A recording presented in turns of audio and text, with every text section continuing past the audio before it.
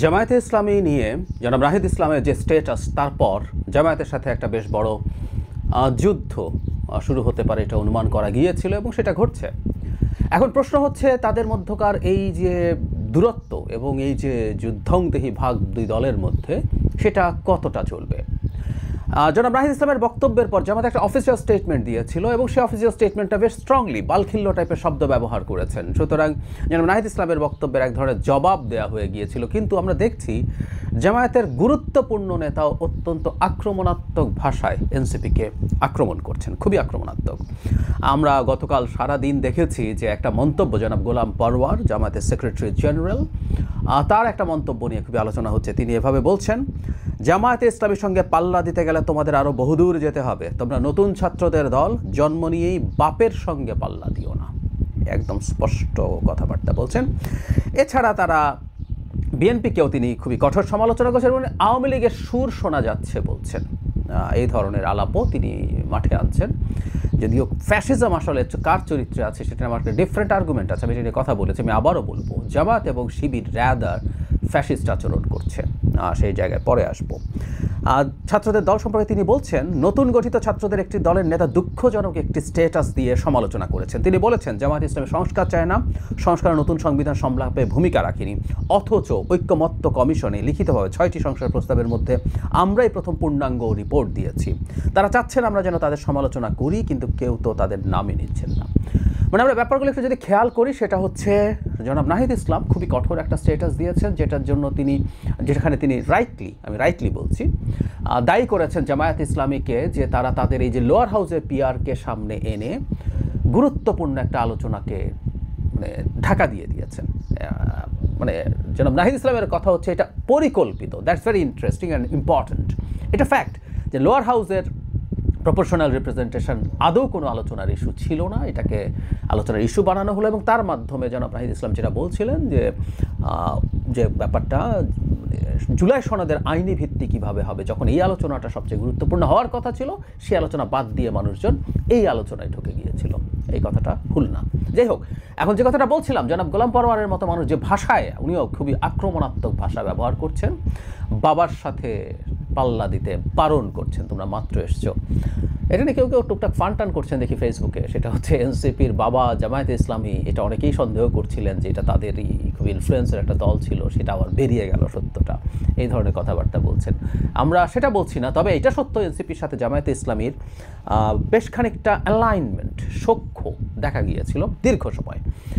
এবং আমরা এটা জানি, ধারণা করি যে জামায়াতে ইসলামের একটা ছাত্র শিবিরের একটা বড় অংশ এক্স শিবির নাগরিক কমিটিতে ছিলেন। তারা যখন এই দলটা তৈরি হয় তখন তারা খুবই চেষ্টা করেছেন এখানে খুবই গুরুত্বপূর্ণ হয়ে উঠতে, না পেরে একটা সময় তারা বেরিয়ে একটা নতুন রাজনৈতিক দল তৈরি করেছেন। কিন্তু আমি ব্যক্তিগতভাবে বিশ্বাস করি এখনও অনেক ছাত্র শিবির যারা ঠিক প্রমিনেন্ট পোস্টে ছিলেন না, ছাত্র শিবিরের হয়ে কাজ করছেন এরকম লোকজন এনসিপিতে আছে ফর শিওর। জামাতের কাজ করার স্টাইল এটা। বিএনপির ভেতরেও প্রচুর আছে। আমার কোনো রকম কোনো দ্বিধা নাই, যাদেরকে বিএনপি মনে করে তারা আসলে বিএনপি না, তারা বহু আগে থেকে জামায়াতে ইসলামী এবং ওখানে বসেই বিএনপির মধ্যে থেকেই জামায়াতের পারপাস সার্ভ করে এবং কোনোদিন তারা জামাতে ফেরতও যাবেন না। বিএনপির ভবিষ্যতে এই ব্যাপারটা আমি এটা আলাদাভাবে কথা বলবো।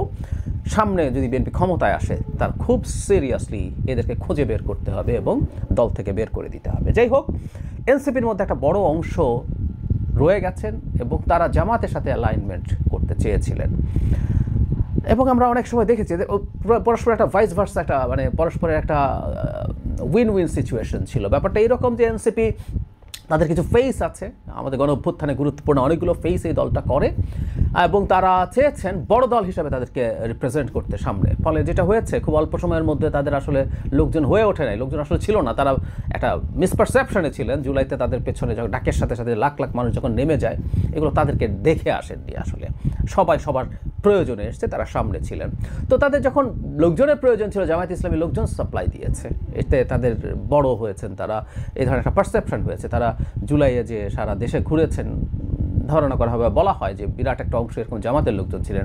যখন জামাতের লোকজন তাদের সাথে থাকেন না, আমি ভুল না করলে পয়লা বৈশাখের সময় এরকম একটা প্রোগ্রামে অলমোস্ট লোকজন ছিলেন না। নির্বাচন কমিশন ঘেরাও করতে গেছেন, তখন লোকজন ছিল না। আবার আওয়ামী লীগ যখন নিষিদ্ধ করতে গেছে, তখন জামাত যখন আসলো, মোটামুটি লোকজন দেখা গেছে। সো এই ধরনের একটা উইন উইন সিচুয়েশন, একজন একজনের প্রয়োজন মেটাচ্ছেন, এই ধরনের সিম্বায়োটিক একটা রিলেশনশিপ ছিল কিন্তু এটা এখন অ্যাপারেন্টলি ভেঙে গেছে বলে মনে হয়। জামাতের জন্য এনসিপি খুবই গুরুত্বপূর্ণ। একটা হচ্ছে একটা মধ্যপন্থী দল তাদের জোটে আছে, আর ওই যে ওই ফেজগুলোকে ব্যবহার করতে পারা।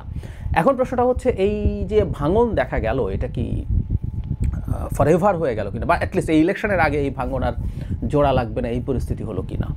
আজানা পারোয়ার যেভাবে অ্যাটাক করছেন এবং এনসিপির লোকজনকে আমি টিভিতে টক শোতে যেভাবে আক্রমণ করতে দেখছি, পাল্টা জবাব দিতে দেখছি, তাতে মনে হয় যে এটা রেটরিকের পর্যায়ে আসলে নাই।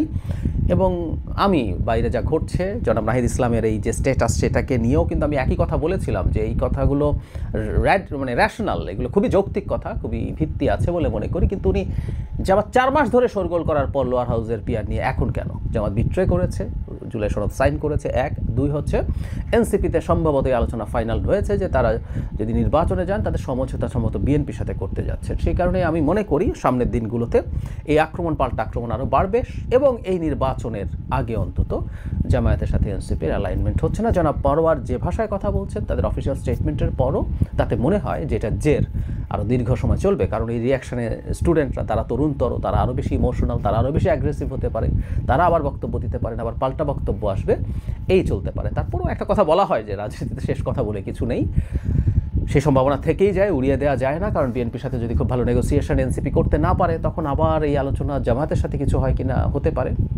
আমি অনেক আগে থেকে একটা কথা বলছি যে বিএনপি ইস্যু না, এইরকম